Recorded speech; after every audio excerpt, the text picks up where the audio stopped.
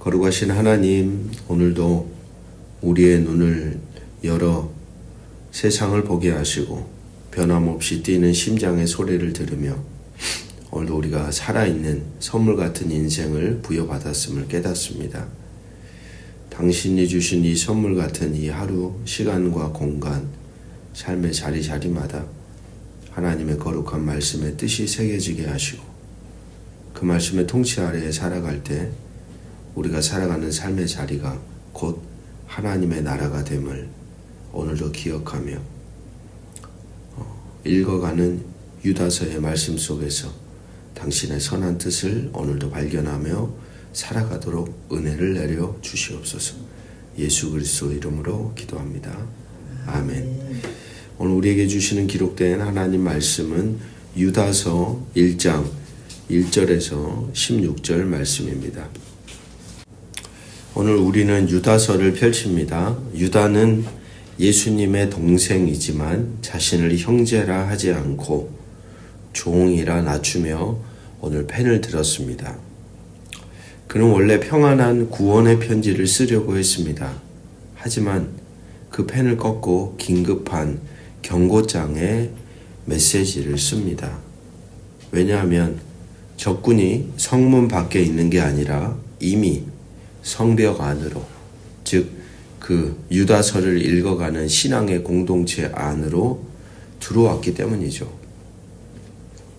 4절은 충격적입니다. 가만히 들어온 사람 몇이 있습니다. 그들은 요란스럽게 들어오지 않았습니다. 양의 탈을 쓰고 슬그머니 성도들의 옆자리에 앉았죠. 그리고 그들은 말합니다. 하나님은 사랑이시니 우리가 무슨 죄를 지어도 다 용서하신다. 그러니 마음껏 자유를 누려라. 그들은 하나님이 주신 은혜를 일종의 방종의 면허증으로 바꿔치기 합니다. 그러니까 은혜를 받았다면, 은혜를 받은 줄 알았다면 그 은혜를 생각하며 자기 존재를 더 지켜가는 자로 살아가는 것이 바른 어떤 신앙인들의 모습인데 이 사람들은 당당하고 더 뻔뻔한 겁니다.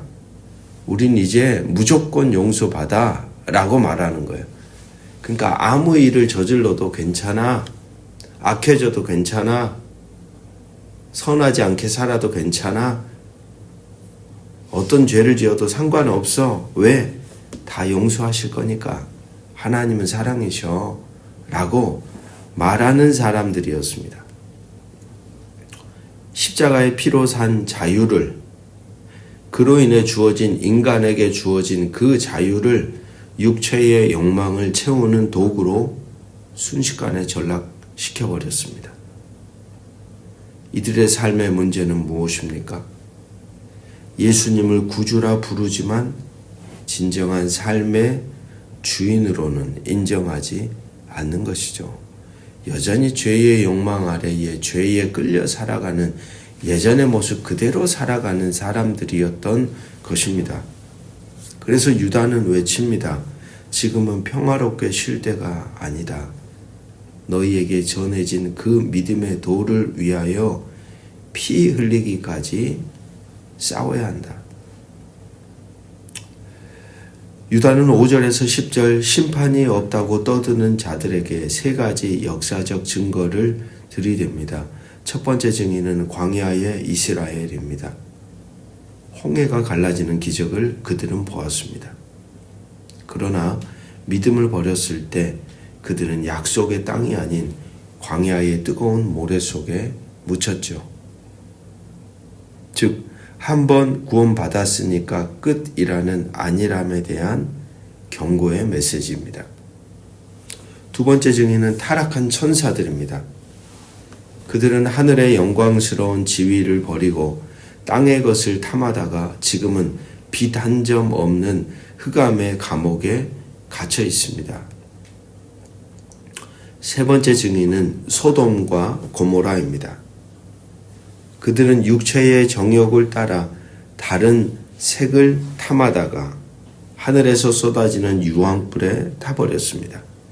이 역사적 사실들은 우리에게 말하는 것이죠. 하나님의 권위를 무시하고 자기의 본능대로만 사는 자의 끝은 파멸이다라는 거예요. 심지어 천사장 미가엘을 보십시오. 모세의 시신을 두고 마귀와 치열한 법정 공방을 벌일 때에도 자신의 감정대로 저주하지 않습니다. 그는 천군 대장이었지만 심판은 하나님의 몫이다 라고 하며 선을 넘지 않았습니다.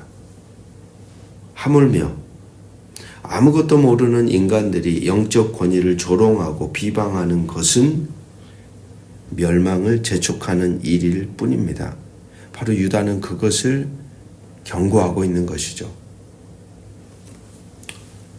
11절부터 16절을 보면 유다는 거짓 교사들의 화려한 겉모습 뒤에 감춰진 비참한 실체를 폭로합니다.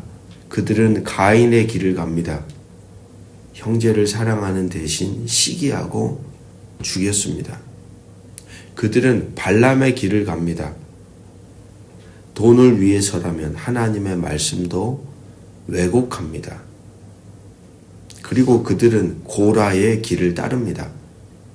하나님이 세워놓으신 거룩한 질서에 반역하고 자기 자신을 높입니다. 12절과 13절의 묘사는 압권입니다. 그들은 비 올 듯 잔뜩 흐리지만 땅을 적시지 못하고 지나가는 바람 같은 구름입니다. 목마른 영혼을 더 목마르게 합니다.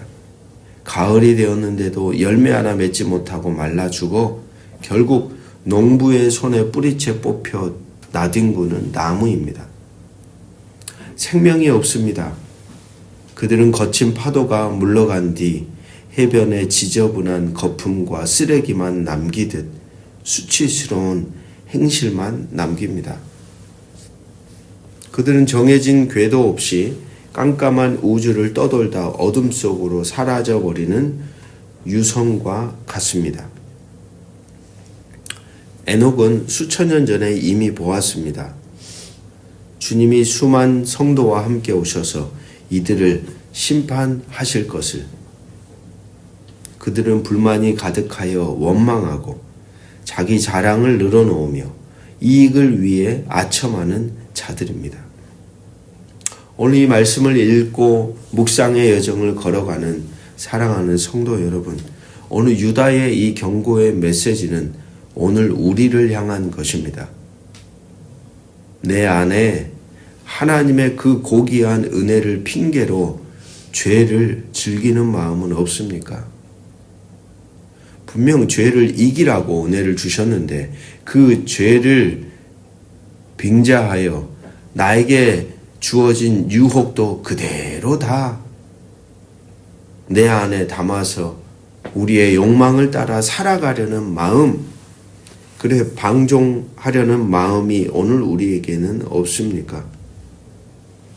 겉은 화려한 구름 같지만 속은 물 한 방울 없는 메마른 심령으로 오늘 우리가 살아가고 있는 것은 아닙니까? 가만히 들어온 세상의 가치관과 타협하지 마십시오. 오늘 우리는 거품처럼 사라질 자들이 아니라 믿음의 도, 예수 그리스도의 그 도를 위해 싸우는 십자가의 군병들임을 오늘 저와 여러분이 기억하며 거짓된 가르침이 은혜를 욕망의 도구로 변질시킬 때 오늘 우리는 깨어있는 영성과 거룩한 분별력으로 진리의 최전선을 우리는 사수해야 할 것입니다. 기도하겠습니다. 주님, 양의 탈을 쓰고 가만히 들어온 거짓이 우리의 인생을 노립니다. 비 없는 구름처럼 공허한 약속에 속지 않게 하시고 뿌리 뽑힌 나무처럼 되지 않게 하옵소서. 천사장도 겸손히 엎드린 주님의 권위 앞에 우리의 무릎을 꿇습니다. 거품처럼 사라질 세상의 자랑이 아니라 영원히 변치 않는 진리를 위해 오늘도 거룩한 싸움을 싸워가도록 우리를 붙들어 주시기를 주 예수 그리스도의 이름으로 간절히 기도합니다. 아멘.